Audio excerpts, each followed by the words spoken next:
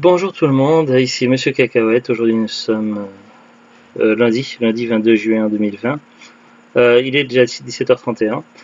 J'avais rendez-vous aujourd'hui à 16h15, rendez-vous anesthésiste, tout ça.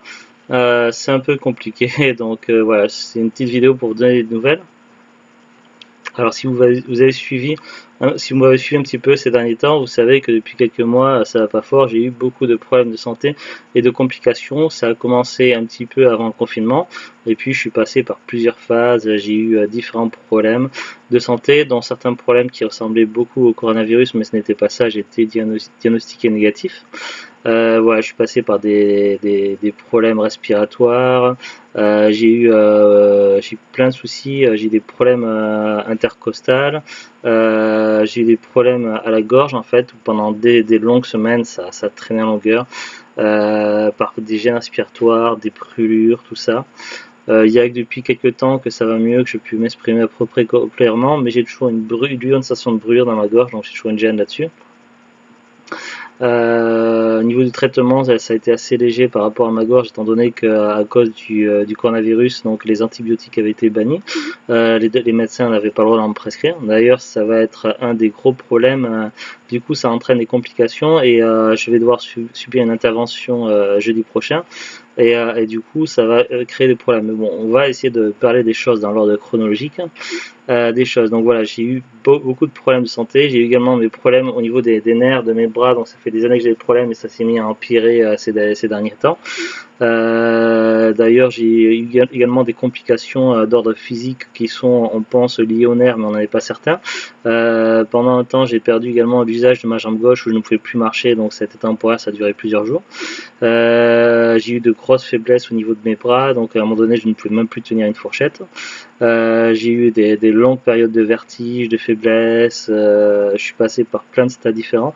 J'ai beaucoup de traitements médicamenteux différents à prendre tous les jours à différentes horaires. On n'a pas réussi à stabiliser complètement mon problème en nerf. On a dû faire une radio IRM qui n'a pas rien révélé.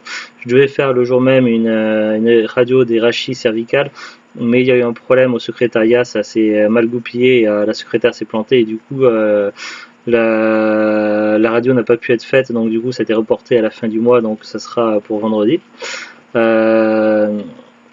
Merci beaucoup. Nasoglute qui m'apporte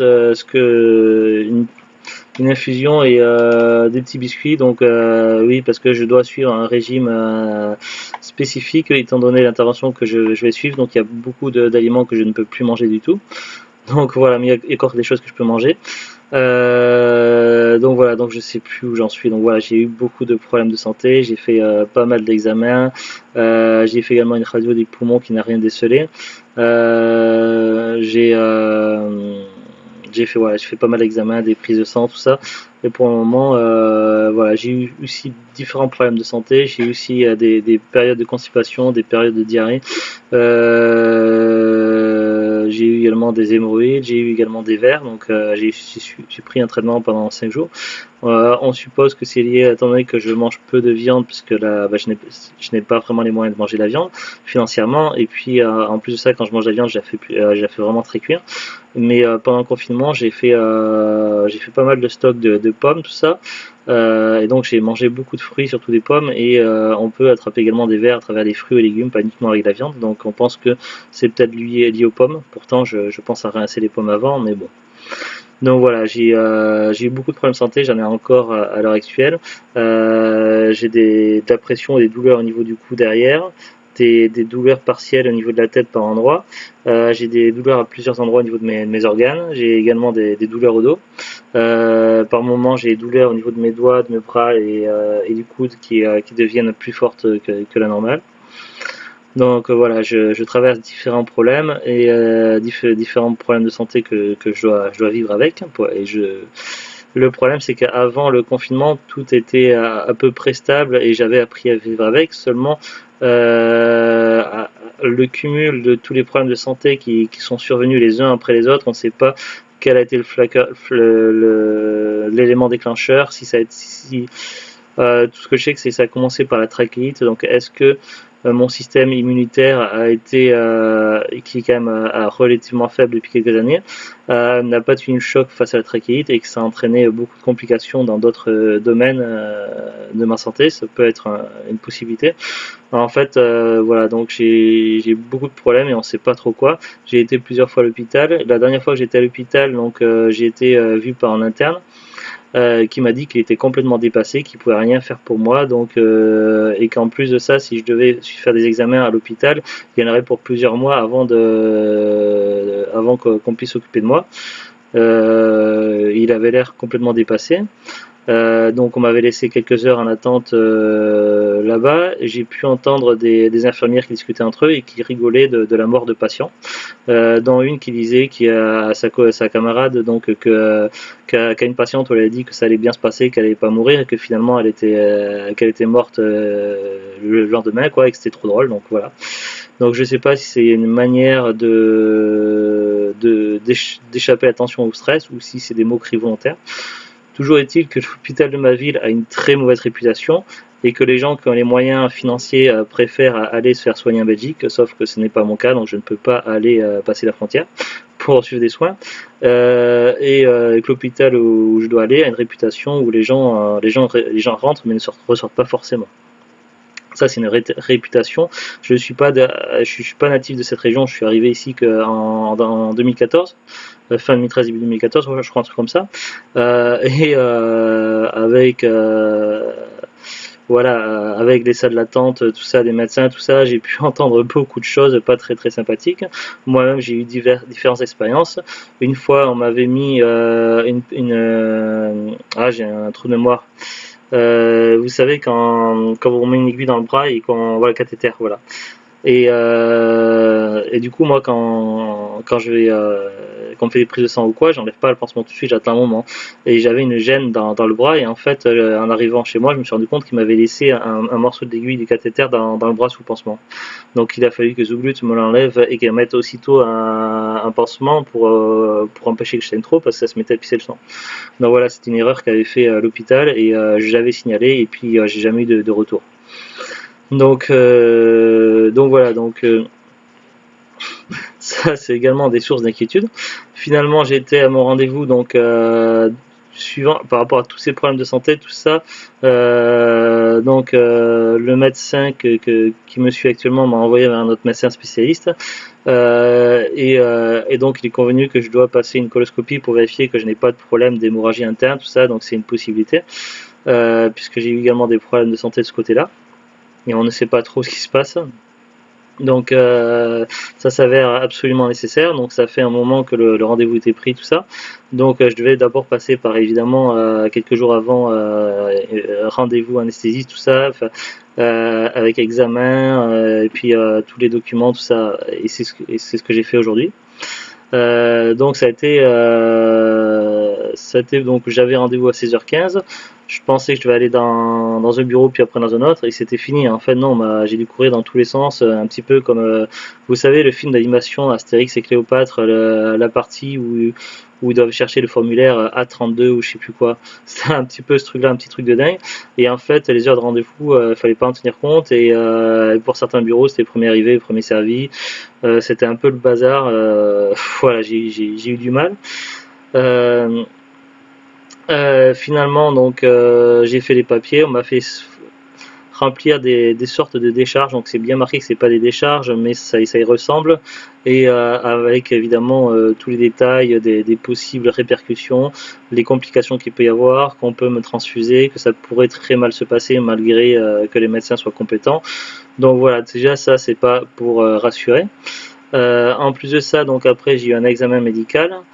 Suite à l'examen médical, donc la personne, la médecin, donc elle a noté évidemment tous les problèmes de santé que j'ai eu, tout ça. Elle a regardé les papiers, les radios. Elle m'a examiné au niveau de la gorge. Et il se trouve qu'en fait, il va y avoir des complications en fait lors de l'intervention, puisque voilà pour la coloscopie, je vais être endormi totalement et pendant une durée de 3 heures. Et après je vais être réanimé et voilà c'est ce qu'on m'a dit en tout cas et après je devrais rester un petit peu à l'hôpital et je ressortirai le jour même, tout ça avec évidemment. Voilà, donc ça c'est ce qu'on m'avait dit. Sauf qu'en fait, voilà, donc au niveau de ma gorge, en fait, quand elle m'a examiné ma gorge, en fait, elle m'a dit qu'en fait qu'il allait y avoir des problèmes, et du coup on ne pourrait pas m'intuber. Donc voilà, s'il faut m'intuber, ça ne sera pas possible, sinon ça pourrait être très dangereux pour moi en fait, les conséquences, voilà. Elle n'est pas entrée dans les détails, mais elle a bien sous-entendu que les conséquences pourraient être dangereuses. Et en fait, il se trouve qu'au niveau de ma gorge, je suis pas docteur, donc on m'a pas expliqué les détails, mais en fait, c'est apparemment endommagé du fait que j'ai souffert de la gorge pendant des semaines, et même là encore, ça me brûle encore au niveau de la gorge. Et ça, c'est les conséquences du fait que je n'ai pas eu d'antibiotiques en fait. Si on m'avait prescrit des antibiotiques pendant le confinement, au bout de quelques jours, j'aurais guéri. Et au niveau de ma gorge, donc j'en serais pas à ce niveau-là. Et là, il se trouve que ça a traîné en longueur pendant des semaines et des semaines, puisqu'on a interdit aux médecins de prescrire des antibiotiques, parce que si on a des antibiotiques et qu'on a le coronavirus, la santé se dégrader très rapidement et entraîner la mort. Sauf que du coup, dans mon cas présent, le fait que ma gorge ait traîné pendant des semaines, ça va entraîner des complications et ça pourrait très mal se passer durant l'intervention de jeudi prochain.